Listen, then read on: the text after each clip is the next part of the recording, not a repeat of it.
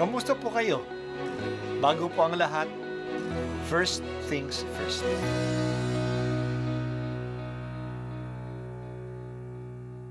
Good morning po.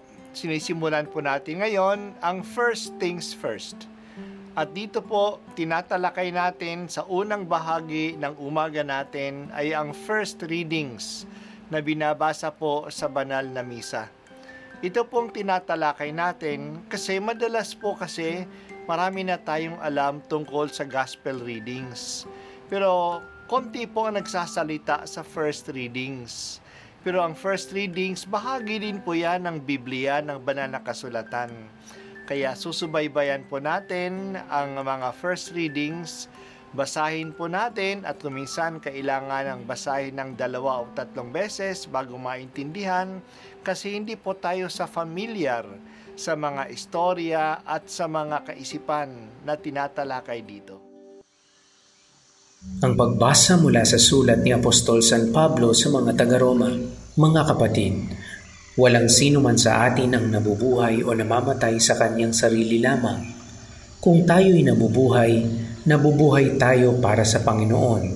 At kung tayo'y namamatay, namamatay tayo para sa Panginoon. Kaya nga, sa mabuhay o sa mamatay, tayo'y sa Panginoon. Sapagkat si Kristo ay namatay at muling nabuhay upang maging Panginoon ng mga patay at ng mga buhay. Ang salita ng Diyos. Salamat sa Diyos.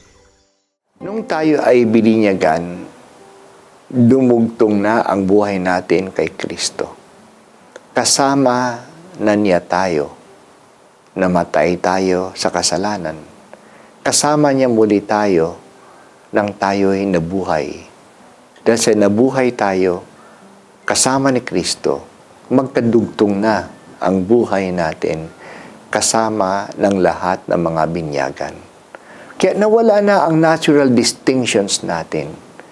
Hindi na siya galing sa lahing itim o lahing insik, na siya ay babae at ako naman ay lalaki, na siya ay bata at ako ay matanda. Pareho na tayong lahat na anak ng Diyos. Kaya magkaugnay na tayo dahil sa kay Jesus. Kaya nga sinabi ni Pablo, walang sino man sa atin ang nabubuhay o namamatay sa kanyang sarili lamang. Kung tayo ay nabubuhay, nabubuhay tayo para sa Panginoon. At kung tayo ay namamatay, namamatay tayo para sa Panginoon. Oo, dito sa lupa, nabubuhay tayo para sa Panginoon. Sinisikap natin na iugnay ang buhay natin tulad ng buhay ni Jesus. Kapag tayo ay mamatay, hinahangad natin na mamatay tayo patungo kay Kristo. Ang mahalaga ay hindi sa mabuhay tayo dito sa mundo o doon sa langit. Ang mahalaga ay nasa Panginoon tayo.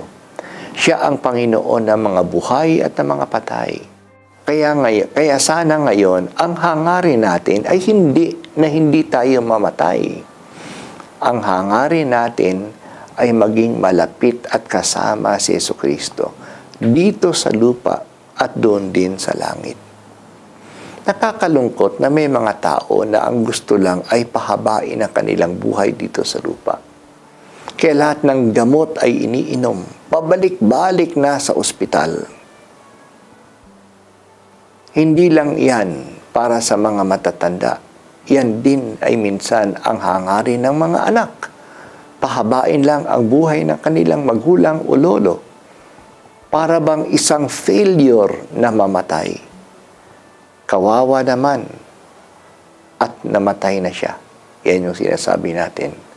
Kung susuriin natin ng maayos ang kahulugan ng buhay, ang buhay ay hindi lang sa humihinga ang isang tao. Ang kabuluhan ng buhay ay ang layunin ng buhay. Kaya mahalaga ang binibigay sa atin ng ating pananampalatayang Kristiyano. Ang kabuluhan ng buhay ay si Jesucristo. Ang mahalaga ay sa mamatay man tayo o mabuhay, tayo ay nasa kay Panginoon. Kay Jesus naman talaga tayo pupunta. Siya ang Alpha at siya ang Omega. Na ibig sabihin, siya ang simula at siya ang katapusan. Magtapos sana tayo sa Kanya. Habang nabubuhay tayo dito sa mundo, sikapin natin na kasama at kaibigan natin si Jesus. Kapag mamatay na tayo, huwag nating pigilan. Manabik tayo na pupunta sa Kanya.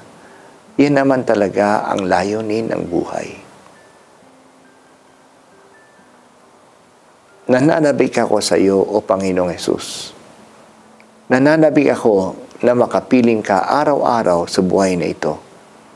At nanabik akong mapa sa iyo kapag panahon na tinawag mo ako.